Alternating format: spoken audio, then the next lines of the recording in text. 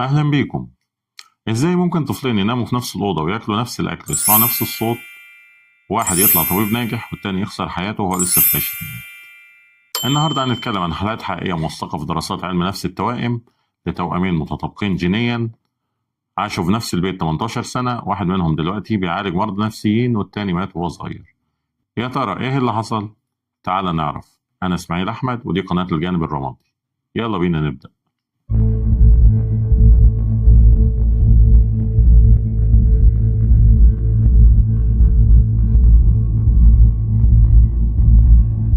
الناس بتفتكر إن التربية زي الوصفة، نفس المكونات بتدي نفس النتيجة، لكن الحقيقة إن الإخوات مش بيعيشوا في نفس العائلة نفسيا حتى لو عاشوا في نفس البيت. ودي مش نظرية فلسفية، دي حقيقة علمية اكتشفها علم نفس النمو من عشرات السنين، إن كل طفل بيعيش نسخة مختلفة من نفس الأسرة. والقصة اللي هنحكيها النهاردة هتفهمك إزاي ده بيحصل. بس في البداية ما تنساش لايك شير سبسكرايب وفعل زر الجرس عشان دايما يوصلك كل جديد. خليني أحكي لك عن إيما وسيلفيا. إيما وسيلفيا توأم متطابق جينيا، اتولدوا في عائلة بريطانية متوسطة، الأب موظف والأم ربة منزل، عائلة عادية ظاهريا. أول 5 سنين كان مستحيل تفرق بينهم، نفس اللبس نفس الألعاب نفس الفصل الدراسي. لكن سيلفيا كانت الأولى في الخروج من رحم الأم ب7 دقايق، وده رغم إنه فرق ضئيل لا يذكر خلاها الكبيرة في عين الأم. إيما كانت التوأم التانية الأصغر حتى لو بدقايق. في سن 6 سنين سيلفيا مرضت بالتهاب رئوي حاد واتنقلت المستشفى، والأم قعدت جنبها أسبوعين كاملين. إيما اتسابت مع الأب اللي كان مشغول ومش عارف يتعامل مع طفلة لوحده. إيما وهي طفلة حست إنها منسية، وسيلفيا لما رجعت لقت نفسها بقت محور الاهتمام، ومن هنا بدأ الانقسام. سيلفيا بقت الطفلة المسؤولة، بتذاكر كويس بتساعد في البيت، والأم بتقول عنها إنها يعتمد عليها. إيما بقت المشكلة لأن درجاتها أقل رغم إنها ذكية بنفس القدر، بقت متهمة بالإهمال، والأم بتقارنها بسيلفيا. شوف أختك عاملة إزاي. والنتيجة إن سيلفيا حست إنها لازم تكون ناجحة دايما عشان تستحق الحب، أما إيما فحست إنها مش كفاية مهما عملت. سيلفيا دخلت كلية الطب لكن إيما دخلت كلية فنون.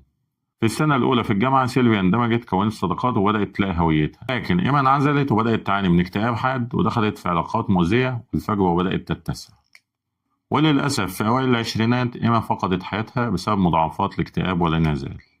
سيلفيا اللي كملت طب وبقت طبيبة نفسية قالت في مقابلات علمية: أنا وإيما عشنا في نفس البيت لكن مش في نفس العائلة. أنا عشت كالبنت الناجحة وهي عاشت كظل مرفوض.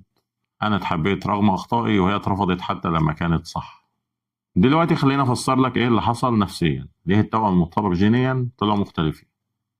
أولا الإسقاط النفسي من الأم. الأم بدون وعي عملت إسقاط. سيلفيا هي البنت القوية اللي هتنجح، أما إيما فهي البنت الضعيفة اللي محتاجة حماية.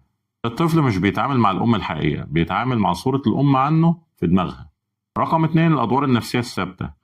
كل عائلة بشكل لا واعي بتوزع أدوار، وهنا البطل كان سيلفيا والضحية كانت إيما. المشكلة إن الدور بيبقى ثابت مش متغير، وحتى لما إيما حاولت تتغير الأسرة رفضت تشوفها غير كده. رقم 3 المقارنة بتساوي السم البطيء. المقارنة بتخلق هوية سلبية عند الطفل المقارن اللي بيشوف نفسه فاشل، وبتخلق قلق الكمال عند الطفل المفضل، لازم أفضل مثالي طول الوقت. إيما خسرت حياتها بسبب جملة واحدة اتكررت عليها كتير: شوف أختك عاملة إزاي. وسيلفيا رغم نجاحها عاشت بقلق مزمن وشعور بالذنب لباقي حياتها. رقم 4 التجربة النفسية المختلفة. حتى لو الحدث واحد فالتفسير مختلف تماما. سيلفيا فسرت مرضها إن أنا مهمة وماما خايفة عليا، وإيما فسرته أنا منسية وماما مش محتاجاني. نفس البيت مش معناه نفس التجربة النفسية، لأن النفس البشرية مش كاميرا بتسجل الواقع، دي عدسة بتفسر الواقع. رقم 5 نظرية التعلق. سيلفيا كونت تعلق آمن مع الأم، لكن إيما كونت تعلق قلق، والنتيجة إن سيلفيا كان عندها ثقة في النفس وعلاقة صحية وقدرة على التعافي، لكن إيما كان عندها شك دائم وعلاقات مؤذية وفراغ داخلي مستمر. طيب لو أنت فكرت إن قصة إيما وسيلفيا قصة صعبة، خليني أقول لك على حاجة أصعب بكتير. يعني تخيل لو التوأم دول ما كانوش اتربوا مع بعض أصلا، تفتكر الفرق هيبقى أكبر؟ الإجابة وبشكل مرعب. سنة 1961 في نيويورك حصلت واحدة من أخطر التجارب النفسية في التاريخ. 3 توأم متطابقين، يعني جينات واحدة تماما، كانوا موجودين في ملجأ، اتفصلوا عمدا، ومحدش قال للعائلات إن في توائم تانيين. كل واحد راح لعائلة مختلفة. ايدي راح لعائلة من الطبقة العاملة، ديفيد راح لعائلة متوسطة، وبوبي راح لعائلة ثرية جدا. ودي كانت دراسة سرية بتدرس الطبيعة ضد التنشئة، يعني الجينات أقوى ولا البيئة. التلاتة اتربوا من غير ما يعرفوا بعض لحد سنة 1980 لما واحد منهم اللي هو إيدي راح الجامعة. الطلبة بدأوا يسلموا عليه بحرارة رغم إن أول يوم ليه وهو كان مستغرب، وكل واحد يقول له إزيك يا ديفيد، عامل إيه يا ديفيد، وهو كان بيقول لهم أنا مش ديفيد. لحد ما واحد سأله أنت متأكد إنك مش ديفيد؟ فقال له أيوه. فخده عشان يقابل ديفيد الحقيقي، وراح وقابل ديفيد فعلا واكتشفوا إنهم توأم.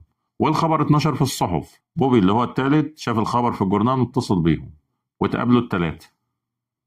في البداية كانت فرحة، التلاتة متشابهين في كل حاجة، نفس الضحكة، نفس الحركات، نفس نوع السجاير، وفتحوا مطعم مع بعض وكانوا مشاهير وناجحين.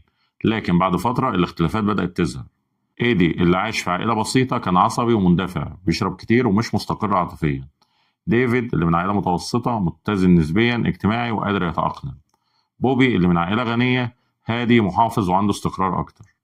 نفس الجينات لكن شخصيات مختلفة. سنة 1995 إيدي انتحر، كان عنده 33 سنة، وسبب الانتحار كان اكتئاب حاد وشعور بالضياع وعدم استقرار نفسي. ديفيد وبوبي فضلوا عايشين لكن بصدمة نفسية، ولما بدأوا يدوروا اكتشفوا الحقيقة، إنهم كانوا جزء من تجربة علمية سرية ومحدش استأذنهم ومحدش قال للعائلة. الدراسة كانت بتراقبهم من بعيد وبتسجل كل حاجة، لكن النتائج لسه مخفية لحد دلوقتي. القصة دي موثقة في فيلم وثائقي شهير اسمه Three Identical Strangers، ولو حابب تعرف أكتر ممكن تشوفه، لكن خد بالك إنه مش لطيف. دلوقتي لو قارنا القصتين، إيما وسيلفيا عاشوا في نفس البيت، لكن واحدة عاشت كبطل والتانية كظل. إيدي وديفيد وبوبي عاشوا في بيوت مختلفة، ورغم إنهم جينات واحدة كل واحد طلع بشخصية مختلفة حسب البيئة اللي عاش فيها. والخلاصة إن الحقيقة اللي محدش بيقولها إن الإخوات مش بيعيشوا دايما في نفس العائلة.